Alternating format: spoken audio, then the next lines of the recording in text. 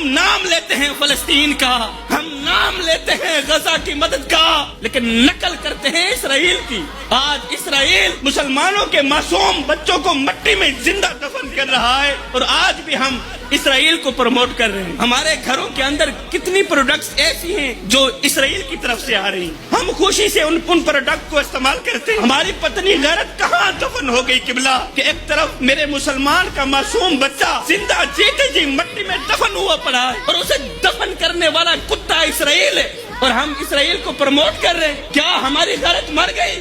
جوانوں خدارا خود کو پہچانو کہ تم کون ہو۔ فلسطین تمہارا دشمن نہیں، وہ تمہارا بھائی ہے۔ غزہ تمہارا دشمن نہیں، تمہارا دشمن اسرائیل ہے۔ غزہ تو تمہارا بھائی ہے، ہمارا خونی رشتہ ہے غزہ والوں کے ساتھ۔ غزہ کے مسلمان تباہ ہو گئے، برباد ہو گئے، اور ہم غفلت کی نیند سوئے ہوئے، ہم موبائلوں میں مصروف ہیں۔ اور نوجوانوں، اے میرے پاکستان کے حکمرانوں، تمہارے جیتے جی تمہارا مسلمان بھائی زندہ تڑپتا رہا، اور ان کے بچے، معصوم بچے تمہارے آگے ننھے ننھے ہاتھ جوڑ کر روتے رہے، فریادیں کرتے رہے، مدد مانگتے رہے، تم لوگ خاموش رہے۔ اور نادانو، کبھی سوچا ہے کہ اگر تمہاری اسی خاموشی کے دوران موت کا فرشتہ آ بھی گیا، بتاؤ تو صحیح، مرنے کے بعد مدینے والے کو کیا منہ دکھاؤ گے؟ کون سا چہرہ لے کر جاؤ گے؟ کون سی شکل لے کر جاؤ گے؟ بس میرے بھائیوں، آخر میں یہ کہتا ہوا میں بھی رخصت ہو رہا ہوں، میرے بھائی جب بھی مرنا مصطفیٰ سے وفا کر کے مرنا،